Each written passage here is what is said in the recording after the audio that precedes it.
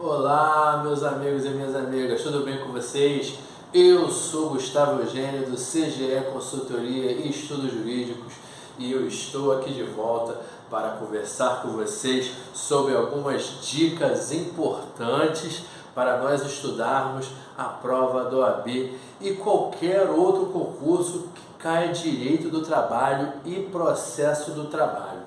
Mas antes de mais nada, pessoal, eu peço que vocês acionem o sino de notificações para que vocês continuem recebendo esse conteúdo de direito do trabalho e processo do trabalho.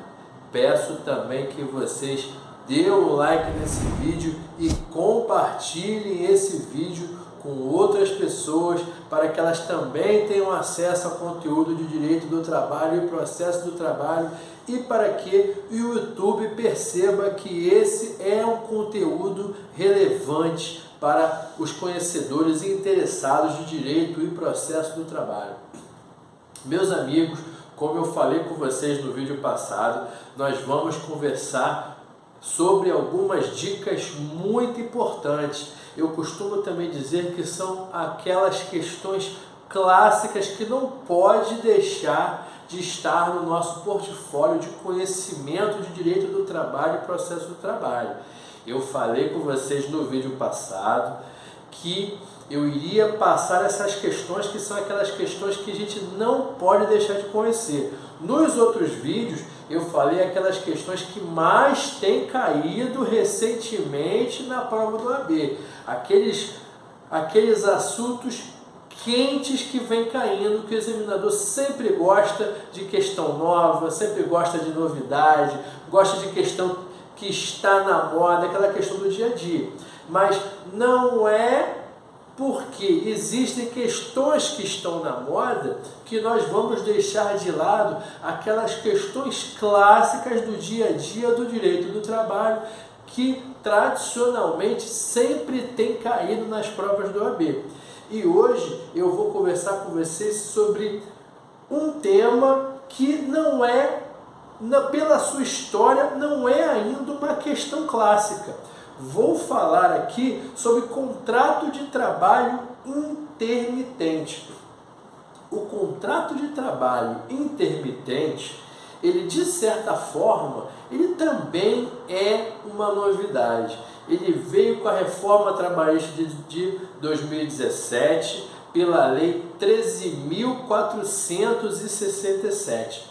Esse tema foi um tema que gerou muita curiosidade aos estudantes e no dia a dia do nosso trabalho, no dia a dia tanto da advocacia trabalhista, como inclusive até para os funcionários, para os empregados, como é que isso iria se realizar.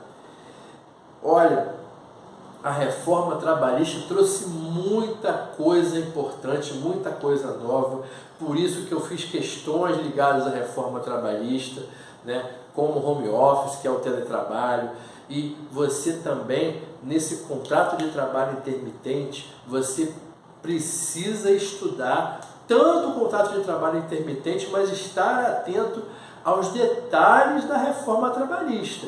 E nesse caso aqui, o que você precisa saber no geral de contrato de trabalho intermitente? Primeiro, a conceituação de contrato de trabalho intermitente, você vai encontrar lá no artigo 443, parágrafo 3º. Pois é, no vídeo passado, como eu conversei com vocês, eu falei sobre contrato individual de trabalho. Aí você vai, se você quiser saber mais informações ou rever esse conteúdo de contrato individual de trabalho, vá lá no vídeo. Mas nesse parágrafo 3º do artigo 443, ele conceituou o contrato de trabalho intermitente. E o que ele disse ali? Contrato de trabalho intermitente é aquele trabalho não contínuo com subordinação, realizado em horas, dias ou meses. E olha só as informações. A primeira informação que ele falou foi um contrato de trabalho não contínuo. É essa a primeira informação que você tem que pegar. Contrato de trabalho não contínuo. Por quê? Porque, em regra, a realização do trabalho, a realização do contrato de trabalho, ela é contínua. Então, perceba que tem uma diferença aí. E por que não contínuo? Olha só como é que funciona, meus amigos e minhas amigas. Vou dar para você um exemplo do dia a dia de uma cliente. Olha o que ela disse, como é que é o contrato de trabalho dela. Ela disse que ela fica em casa, ela foi demitida da última empresa alguns meses atrás, não conseguiu emprego ainda e ela teve essa oportunidade de contrato de trabalho intermitente. Ela fica em casa e ela recebe uma ligação ou convocação via WhatsApp para ela trabalhar em determinado dia. Vamos dar um exemplo? Ela está, por exemplo, na segunda-feira e na segunda-feira ela recebe uma mensagem assim: fulana, surgiu um trabalho aqui de limpeza e manutenção, a faxina, para você trabalhar na quinta-feira. Você está disponível? Quinta-feira, de 8 a meio-dia. Você está disponível? Pois é, ela está em casa na segunda e ela recebeu uma convocação para trabalhar na quinta. Essa convocação poderia ser o seguinte: fulano, tudo bem? Você pode trabalhar na quinta e na sexta? No sábado não? Não. Na segunda-feira não? Não. Depois a gente entra em contato com você, porque vai surgir uma outra oportunidade depois. Aí o que vai acontecer? Ela vai receber essa oportunidade e vai trabalhar na quinta e na sexta-feira, naquela jornada de trabalho descrita, que foi na hora da convocação, seja mensagem por WhatsApp, seja e-mail, seja por ligação. Essa é uma das outras características do contrato de trabalho intermitente. A lei ela é clara quando ela fala que a convocação ela será realizada por um meio de comunicação eficaz. Então ela não determina qual meio de comunicação, ela só deixa claro que tem que ser eficaz. Mandou a mensagem, está resolvido, né? E é óbvio que você vai mandar a mensagem, seja por e-mail ou WhatsApp, para um contato que você sabe que é da pessoa, e a pessoa que quer receber essa comunicação, ela vai atualizar certamente essas informações. Vai deixar claro ali nessa comunicação a quantidade de horas que serão trabalhadas, os dias que serão trabalhados, os meses que serão trabalhados. Nada impede, eu falei aqui de 2 dias, mas nada impede que essa empresa convoque essa pessoa para o contrato de trabalho intermitente da seguinte forma: fulano, olha só, hoje é quinta-feira e nós vamos precisar, eu vou até voltar mais um pouquinho, né, para ficar de acordo com a legislação trabalhista nesse quesito da convocação, que depois eu vou falar que tem que ser de 3 dias de antecedência. Na quarta-feira, a empresa liga para ela iniciar uma atividade de 1 semana ou de 2 semanas, caso você queira, na próxima segunda-feira. E a empresa vai falar: fulano, olha só, eu preciso que você trabalhe nas próximas 2 semanas, de segunda a sexta-feira, nas próximas 2 semanas, de 8 a meio-dia. Você está disponível? Pois é assim que funciona. O pagamento será o valor mínimo será o da hora do salário mínimo ou do salário correspondente, né? Caso essa empresa tenha uma pessoa que já trabalha em contrato de trabalho intermitente ou tenha um funcionário do mesmo cargo que realiza a mesma atividade, e essa pessoa, por acaso, ou de contrato de trabalho intermitente ou de contrato individual de trabalho, é a mesma remuneração também. Então, a lei também faz essa menção a essas informações. Hora do salário mínimo, ou caso existam também pessoas, empregados de contrato de trabalho intermitente ou não, esse valor desses funcionários. E aí, meus amigos, saindo e você perceba, só para sair e finalizar o artigo 443, parágrafo 3º, é essa informação, você perceba essa informação que o legislador ele falou lá. Existirá momentos de atividade e momentos de inatividade. Perceba que, tanto no primeiro exemplo que eu chamei, que a empresa chamou a menina para trabalhar quinta e sexta, ela entrou em contato na segunda-feira, segunda, terça e quarta, não estava tendo atividade. Quinta e sexta teve atividade. Aí depois, na outra semana, voltou aquele período de inatividade. No outro exemplo que eu dei, no qual a empresa chamou a pessoa para trabalhar na faxina por 2 semanas consecutivas, na semana anterior à atividade era inatividade. Durante as 2 semanas teve o período de atividade da realização do serviço, atividade do contrato de trabalho.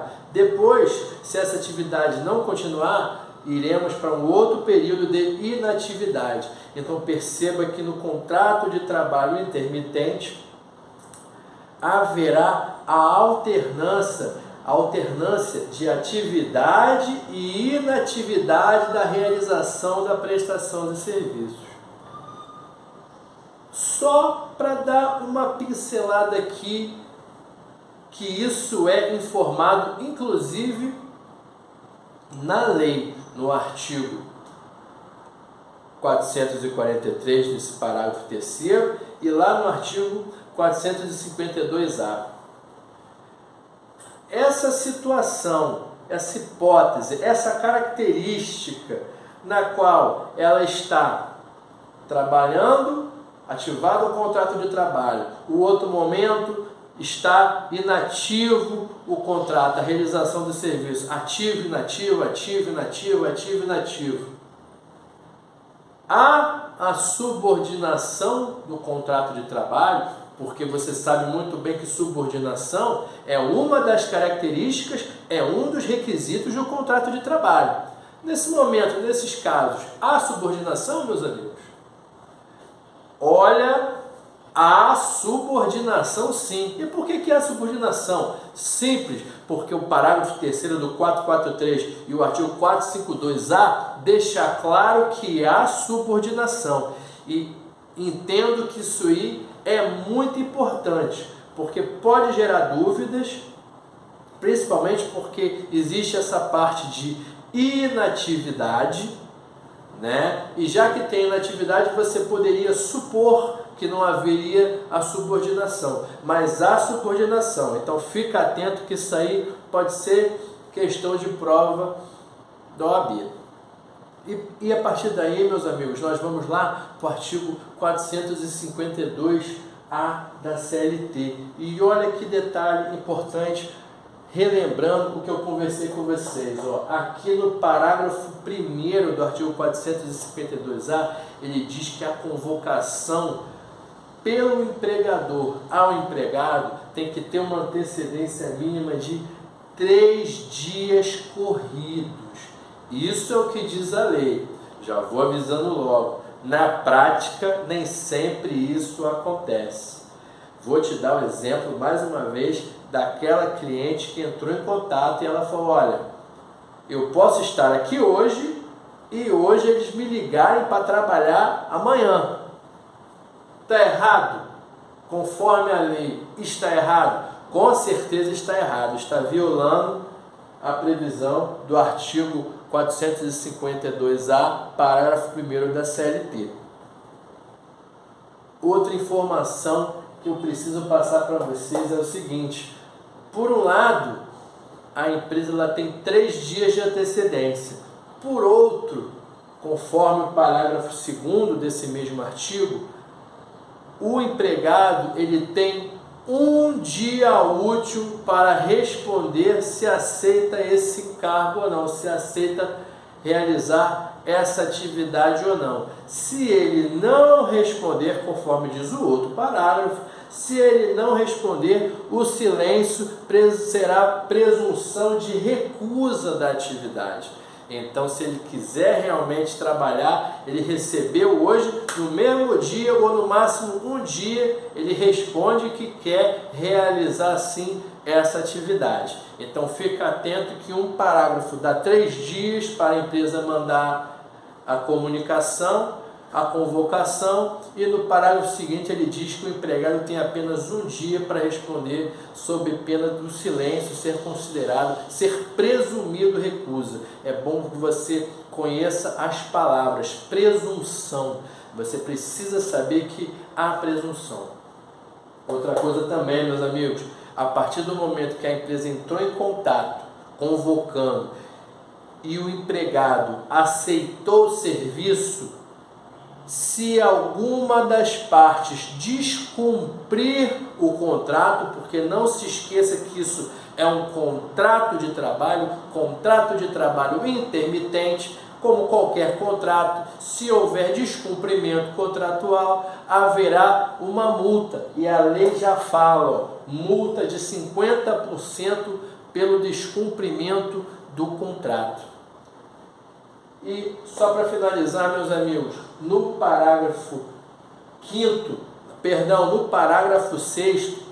o legislador ele fala sobre o pagamento. Como é que será o pagamento? O pagamento ele será imediato e da seguinte forma: constará aquela remuneração contratada, além da remuneração contratada, as férias proporcionais acrescidas do terço constitucional, também 13º salário, também haverá o repouso semanal remunerado, inerente e comum nos contratos de trabalho, e demais valores, demais adicionais legais, caso eles ocorram. Por exemplo, se teve hora extra, adicional de hora extra. Se teve ou se tem periculosidade ou insalubridade, adicional de insalubridade. Adicional noturno, com certeza, se tiver, também será devido. Caso não haja a ocorrência de nenhum desses adicionais, não há que se falar em adicional. O adicional é só quando realmente isso acontece. Tudo bem, meus amigos e minhas amigas? Eu espero que vocês tenham entendido essas explicações. Eu espero que vocês tenham gostado desse vídeo. Caso vocês queiram comentar ou fazer perguntas, podem colocar aqui nos comentários. E eu desejo a vocês um grande abraço e até a próxima.